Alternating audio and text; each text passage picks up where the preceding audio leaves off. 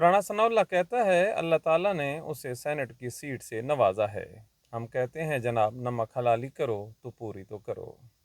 अल्लाह ताला को बीच में मत लाओ, क्योंकि अगर आपने शुक्रिया अदा करना है तो फिर पहले जनरल आसिम मुनीर का शुक्रिया अदा करो, जिसकी वजह से आपको ये सीट मिली।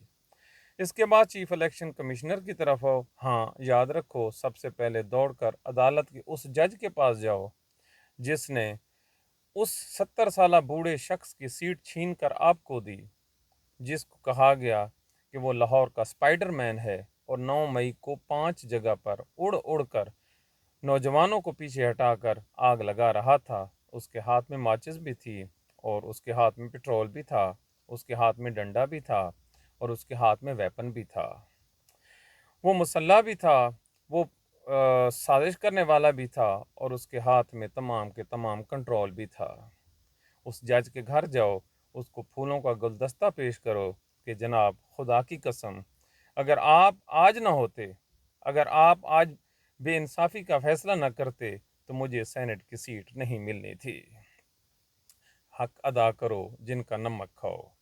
पंजाबी कहते हैं जिसका खाइए उसी का गीत गाइए।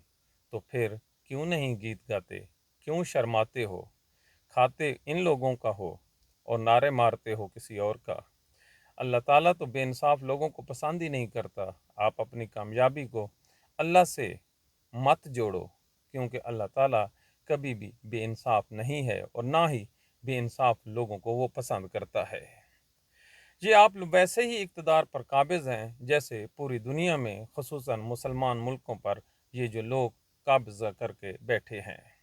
आपको अपना कब्ज़ा मुबारक हो, लेकिन इसके लिए ऐसा ना करो बीच में अल्लाह, कुरान और मोहम्मद सल्लल्लाहु अलैहि वसल्लम को ना लाओ, क्योंकि हम पहले ही बहुत डसे हुए हैं। हमें मज़ीद इस तरह से ना डसो कि हम उस डसने की पादाश में अपना ज़हनी तवाज़ुन ही खो बैठें।